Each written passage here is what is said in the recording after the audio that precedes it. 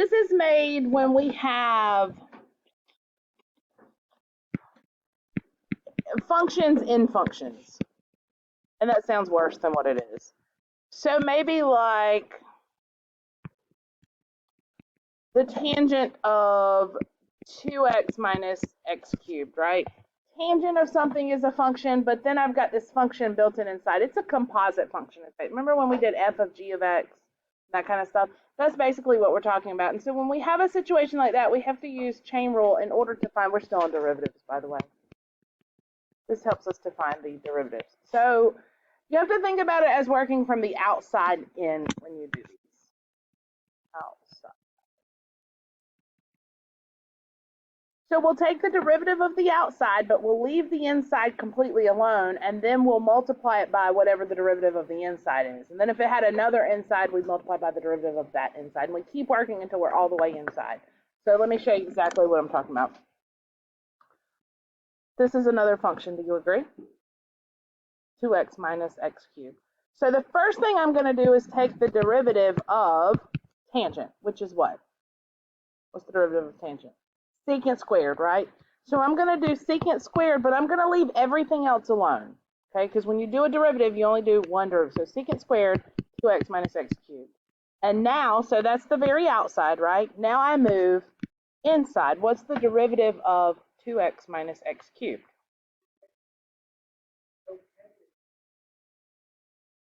We'll start with this one. 2 minus 3x. It doesn't go with this part. It's not applying the secant squared. It's just multiplied by this whole thing is multiplied. Does that make sense? Sometimes we do what? Yes. Sometimes we call this U substitution. On your little green sheet, notice it says that the derivative of, I think I did it like this. Oh, I didn't. I should have. No, fart. If y equals the tangent of anything, and we've essentially been doing the chain rule already, you just didn't know. Yeah, you can just leave it like that. Then the derivative is secant squared u and times the derivative of the u that's there. We've been doing that whenever we do the derivative of tangent. It's just that if it's tangent x and you do secant squared x, what's the derivative of x? 1. Multiplied by 1 is, so you've been doing chain rule, you just didn't really know you were doing chain rule, if that makes sense.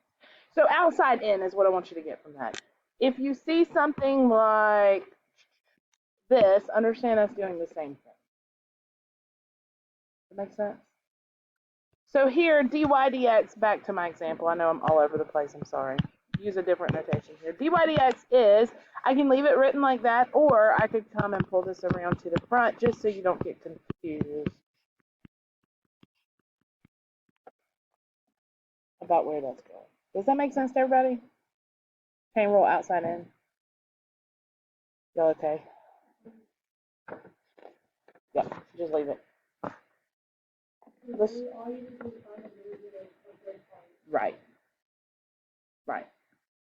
Let's do another one. A little bit harder one.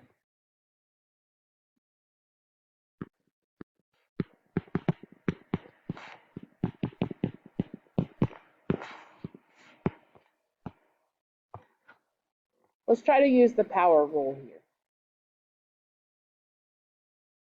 So do you agree that this is really like saying y equals u squared, right? So by the chain rule, I could say, well, then the derivative of y is going to be 2 times whatever that function is. Now the exponent's going to be 1, but I still have to do the derivative of that function inside.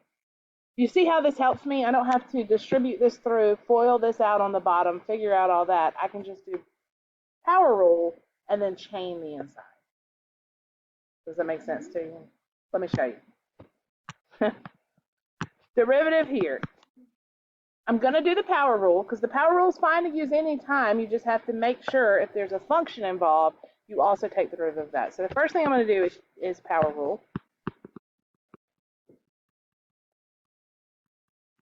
Everybody okay there?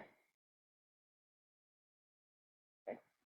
But now I have to multiply by the derivative of the inside. Because remember, I'm working from the outside in. So the furthest outside and then work your way in. So now what's the derivative of all of this? Well, now I've got myself in the quotient property. That's right. Are y'all following me? Derivative of the top would be cosine x times the bottom minus top times derivative of the bottom negative all over. And I'm going to work with this just a little bit to simplify it down so you can get kind of used to that for a multiple choice type question when you'd have to rearrange and manipulate a little bit. But that's the derivative, right? I did the outside and then I did the inside. Biggest mistake that I see all the time is trying to do derivative and derivative twice. You can't do it to get, like I can't do the power rule and the derivative of the inside here at the same time. If you do the power rule, you have to leave this inside alone and then do the derivative. All right, let's work with it a little bit. Now comes the algebra part, or pre-calculus part. Sine x over 1 plus cosine x times, let's see what happens here. Cosine x plus cosine squared x. Uh-oh, I see something already. Do you see what I see?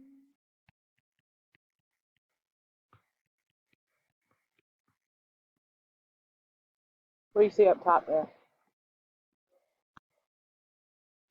That rule. That's one. The most common identity that pops up all the time. All right, well, what does that leave me? That leaves me 2 times sine x over 1 plus cosine x times cosine x plus 1 over, something else now all of a sudden.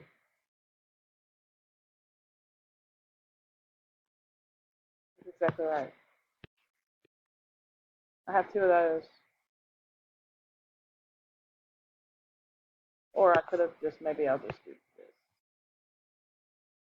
Either way, doesn't matter.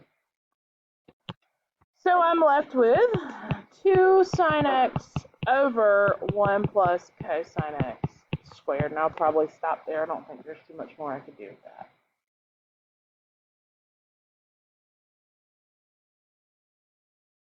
I like these. These are fun to me. Not so much for y'all. I think I wrote these down from you. Do what? Without, will you have some without trig? Yeah. You want to do one without trig?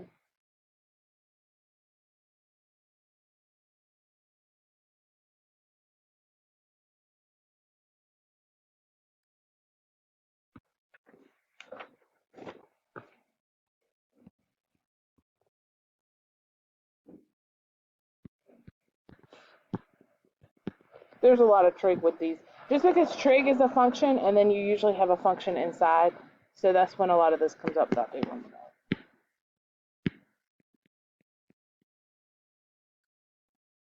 Find dy dx.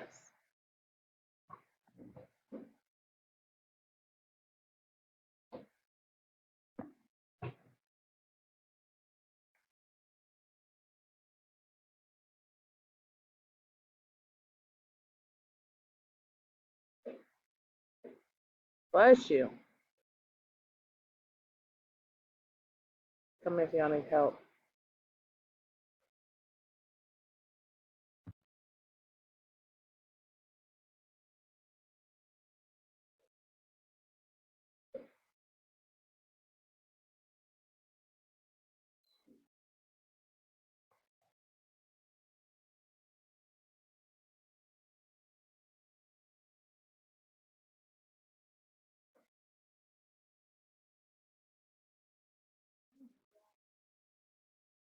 Sure. So if you do that, you'll have to do product rule, or you can leave it like this and do quotient. Either one's fine. What's wrong?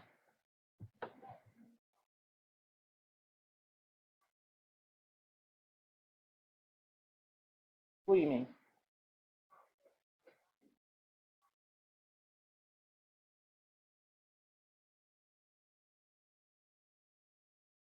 Are you thinking chain rule, or are you thinking? Well, we'll have to use chain rule here, yes. But she was asking before she took the derivative, could she make this x times 1 plus x squared to the negative 1/2 before she takes the derivative of it?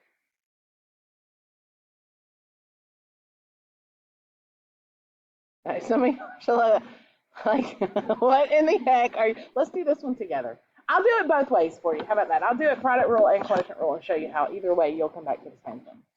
All right, first thing, go ahead, yes. I will do quotient. So derivative of the top, which is what? 1 times the bottom minus the top times, now here's where I have to do the derivative of the bottom, and this is where I have a composite function. This is where I have a function and a function. I'm doing the square root of, and then this is another function here, right? So if I think about this as being to the 1/2, I can do power rule first, then take the derivative of the inside. Remember, it's outside first and then inside, and you keep working your way in. So 1/2 times 1 plus x squared to the negative 1/2. You have to leave the inside alone. But then you multiply by the derivative of the inside. So what's the derivative of the inside? What's the derivative of that? 2x. Divided by the bottom.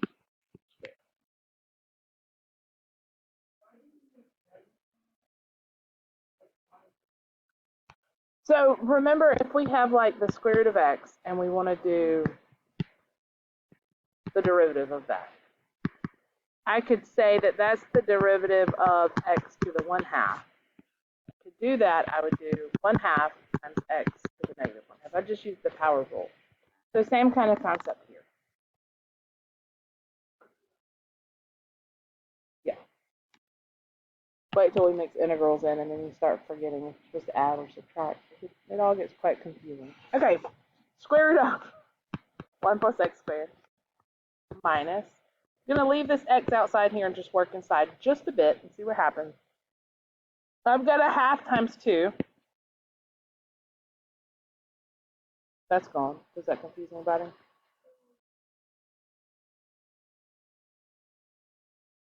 One half and then the 2. So those cancel.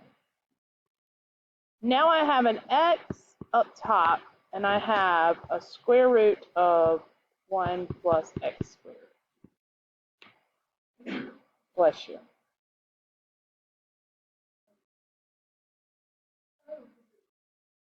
Or I could leave it written as x times 1 plus x squared to the negative 1/2. I don't know yet until I start working with it. It may be easier to go back that way. I may have to flip back and forth between them. I made this x over the square root of 1 plus x squared. I don't know if that's going to help me or not. I'm thinking it might, but we'll see. And of course, the squared and the square root cancel.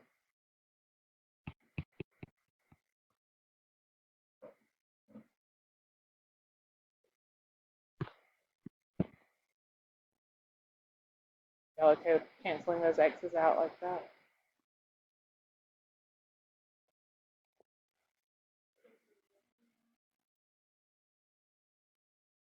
Oh, gosh. Yeah, see, y'all should have said y'all weren't okay with that. Lord have mercy. Okay, so look what I have now. I have the square root of 1 plus x squared minus x squared over the square root of 1 plus x squared. Everybody goes over 1 plus x squared. This is a typical multiple choice question, by the way. It would be, yep.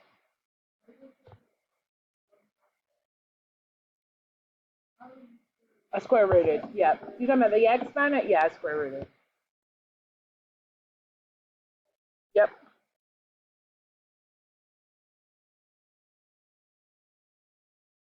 This is where we just get bogged down in algebra every time.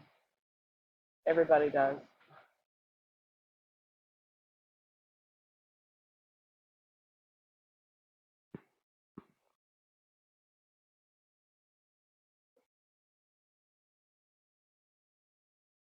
Well, I have to subtract them, so I have to have a common denominator. I've already done derivatives, so I don't have to do that anymore. Now I'm just algebraically working with it. But yeah.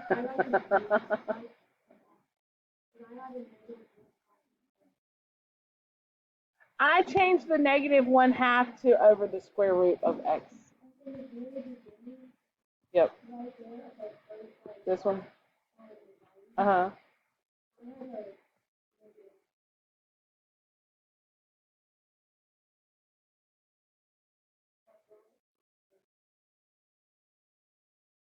Okay, because you did product rule, didn't you?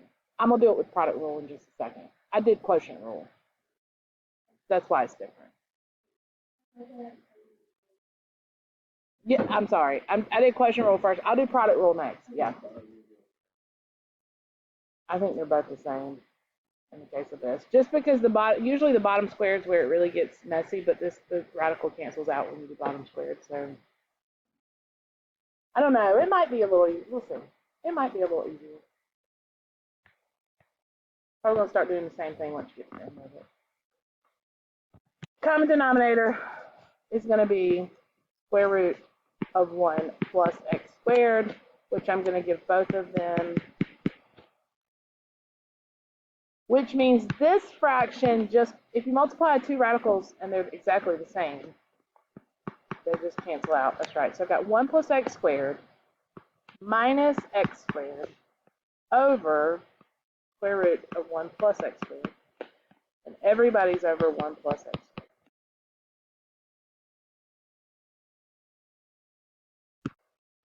This top, it gets kind of confusing as to what you're looking at, but just so you see. There's the top. Yes, so these do cancel now, which just leaves me with 1 up top. So I've got 1 over the square root of 1 plus x squared. Now what I'm going to do, instead of dividing by 1 plus x squared, I'm going to multiply by 1 over 1 plus x squared. Now they're the same, or they're very close to the same, right? I'm going to change this to an exponent of 1/2. I feel like this is where I'm fixing to lose y'all.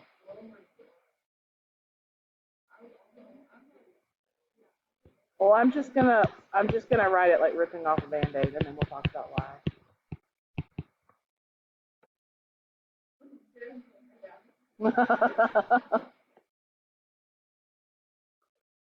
I show you all that because in a multiple choice situation, I guarantee you that this is one of the answers, or it's going to be 1 plus x squared to the negative 3 over 2. And if you couldn't work with it down to that point, you would never realize that that's what it comes out to be.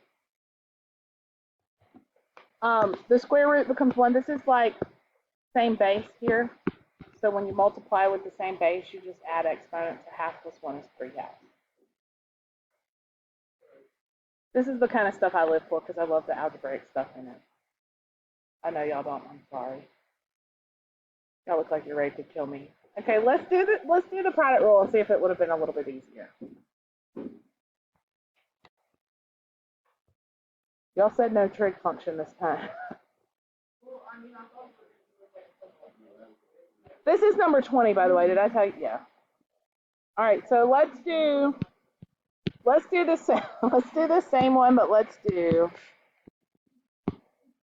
1 plus x squared to the negative 1. Here we go. Derivative of the first times the second plus the first times derivative of the second. So derivative of the second, I need to do power rule.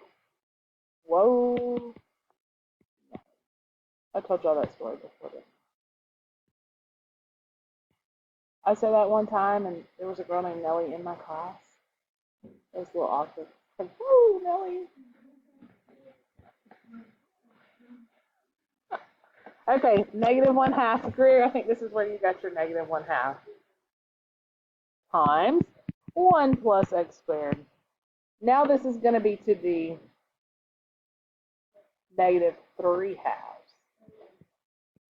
Don't forget to subtract 1 from your exponent. But I hope you are correct, because now I have to multiply by what's on the inside, which is 2x. This one might be easier than the quotient rule.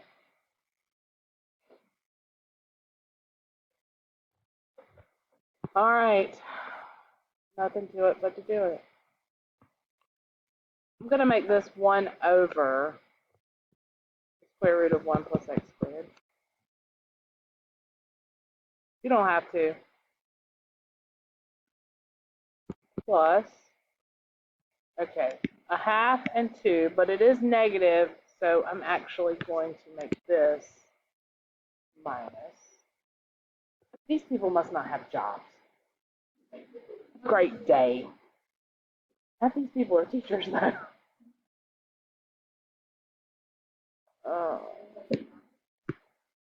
No, a girl at our church had a baby. And they're all sending pictures and going, oh, and then trying to do a meal train and everything else. But that's what I say. Are they not working? Like, I understand the lady that had the baby's not working, but everybody else is working, right? To negative 1, that's correct. Right. And then the x and the x is x squared.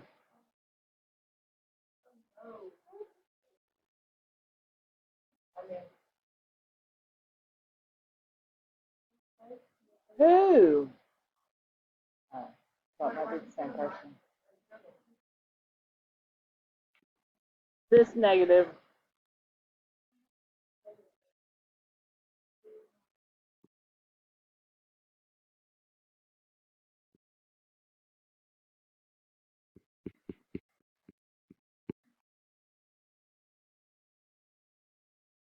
Where are you lost?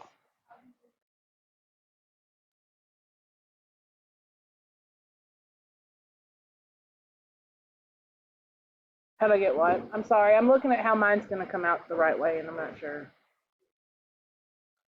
Go to the first one, second.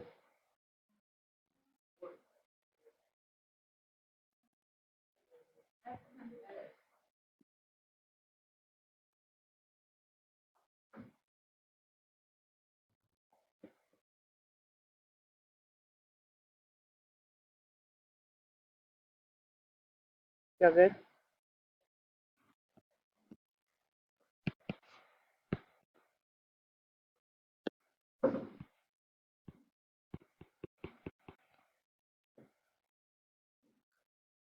So 1 plus x squared to the 3/2 is the same thing as the square root of 1 plus x squared. Right? Y'all agree with me?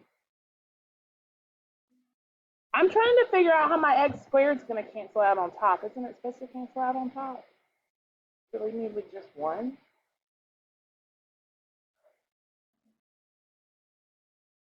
Oh, I see what's fixing to happen. Never mind. It's going to work. X squared over, remember the sunshine from Algebra 2? That's all I did with that, was sunshine. I told y'all that was stupid, but I was going to look at you one day and say, sunshine, and y'all were going to immediately know what I was talking about, even though it was so dumb. Sunshine. You don't remember, Henry? Are you just saying that because I said you would? Okay, rational exponents. If you have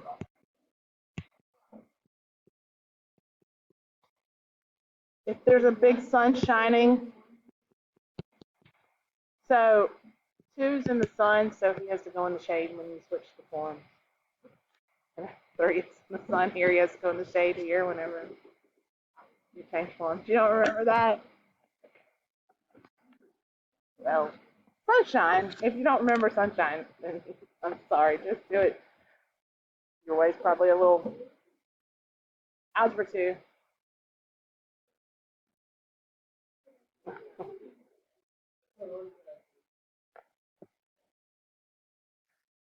Are y'all sure? Okay. Okay. Sunshine. All right. So that's all I did was sunshine it there.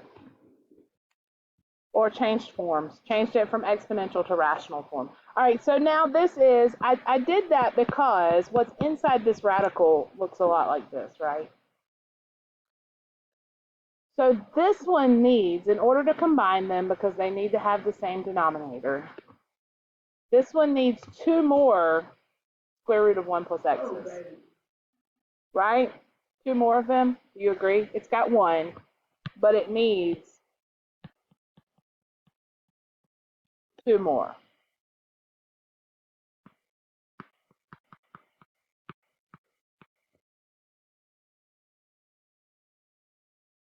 The bases have to be the same in order to combine them, because to add or subtract. It had 1, but it needed 3 to make them be the same. Okay, so my bases are now the same. I'm going to go ahead with combining the top. Now we know that the square root of 1 plus x squared squared is just 1 plus x squared minus x squared over, and now that same bottom.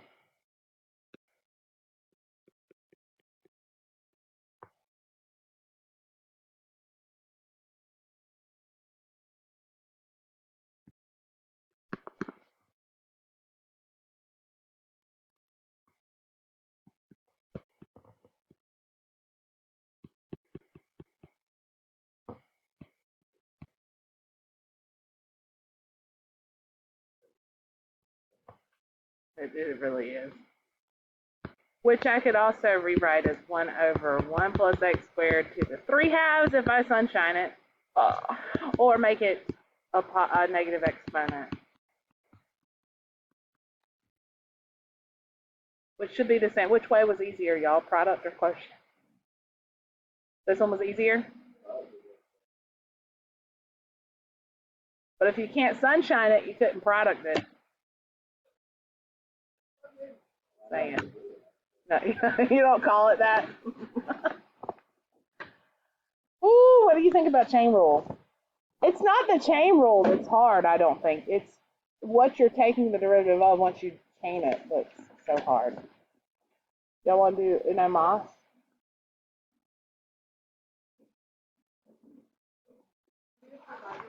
Let's do a good one. Yeah.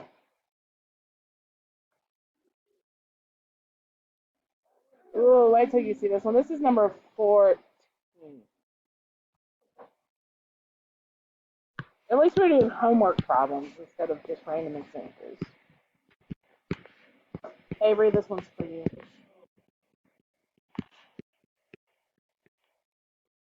Find dy dx.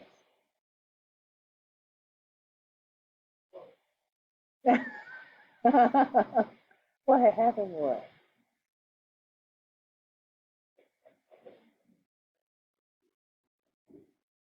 I'm glad y'all are in good spirits about it at least. Or at least laughing, right? To keep from crying maybe, but laughing just the same.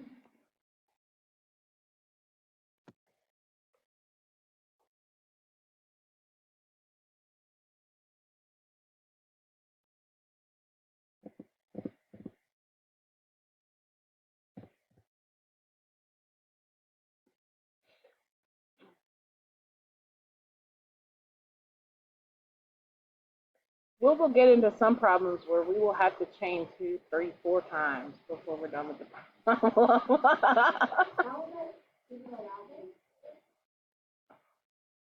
Because it's so straightforward. There's just your FRQs, yeah.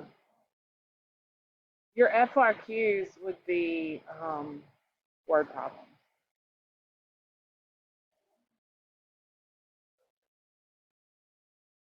Which is, some of them will be so straightforward and quick, you'll be able to answer them just like that, but others of them like that are involved. So I always say to go through look at it. If you see that you're going to get bogged down in it, bubble in an answer for that, start on your sheet and come back. Don't just skip it, because if you skip it, you might not have time to come back and then you'll forget to bubble it in. So just bubble in a random answer for it. Better have something bubbled than nothing at all, and then come back and work it when you have time. You don't think you can start this one?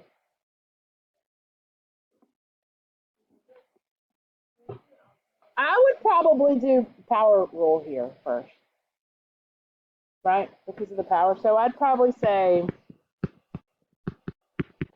-1 times, and I'd have to leave all this alone if I do power rule, right?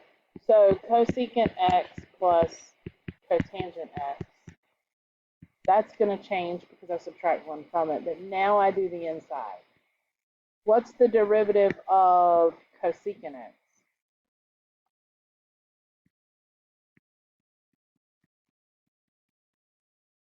What's the derivative of cotangent x?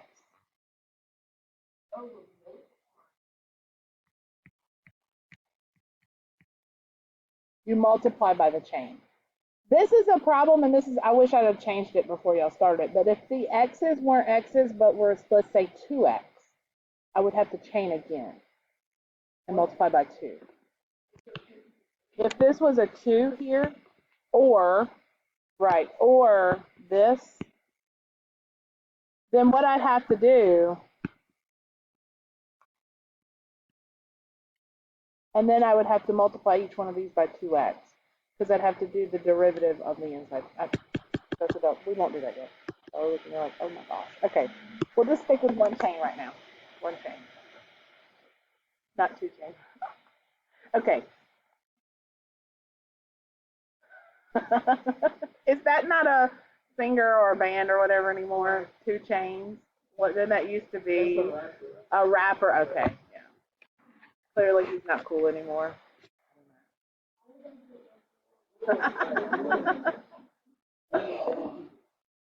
Well, one year when I was teaching this, it was really popular. Okay.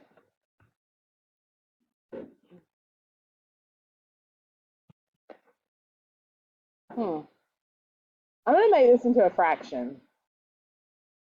I'm going to put all of this up top with probably the negative sign, and I'm going to put all of this on the bottom. Is that confusing by if I do that?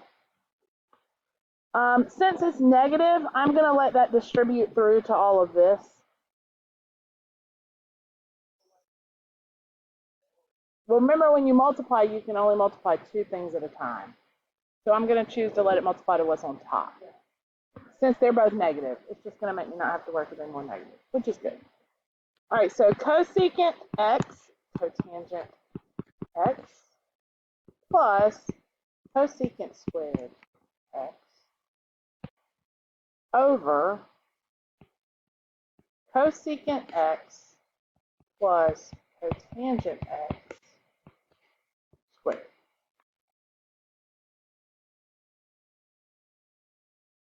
I see something very close to that.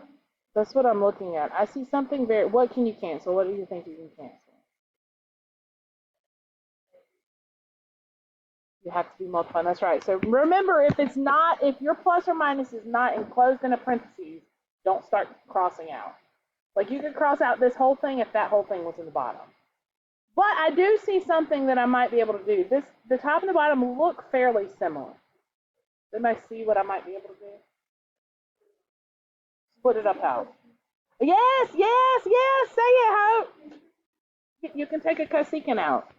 If I take a cosecant out of the top, it leaves me with cotangent x plus cosecant x, when in doubt factor, right? Over cosecant x plus, there's all these people that don't work.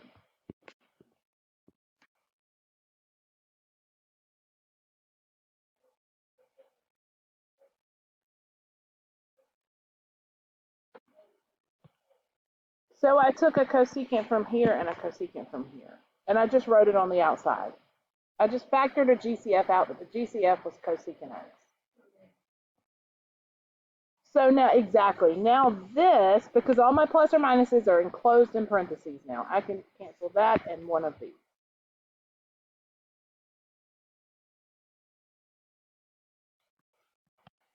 So I have cosecant x over cosecant x plus cotangent x. Can I cancel out those cosecant x's?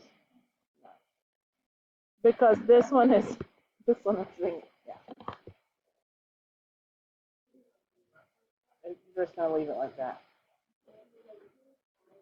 Right. Tell me what you think.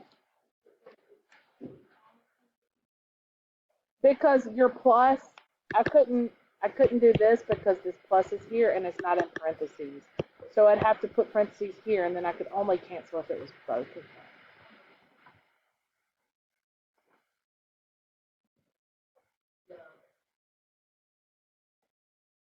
Everybody's here, right? Oh, you're saying, oh, gotcha. One more. Are you understanding it some since you are here?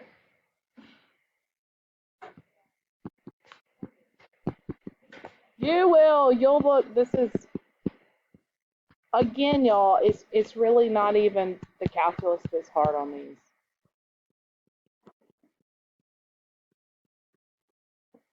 Find the SVP. I'm going to let you try this.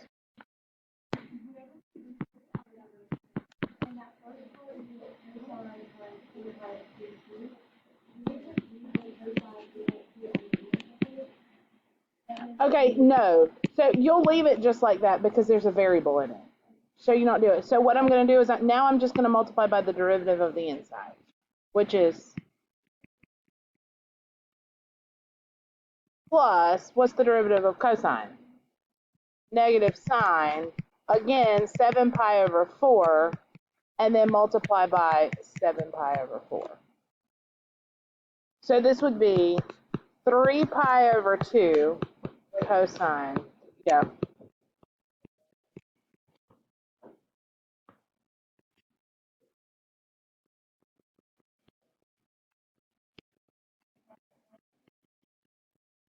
What, I move what? Just so that it didn't get confused, I'm not taking the cosine of that number. I'm just multiplying this whole thing. It's a little bit easier. It's kind of like writing, instead of x times 2, writing 2 times x. Same kind of thing. Just pretty math.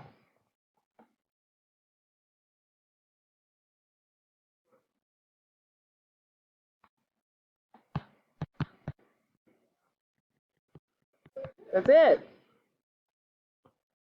We did a lot of the involved ones. You don't have a whole lot of really involved ones to do.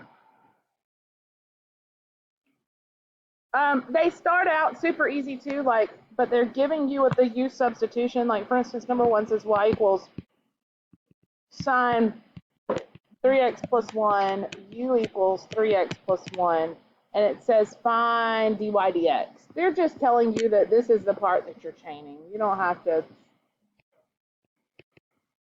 You would just do cosine of 3x plus 1. And times what?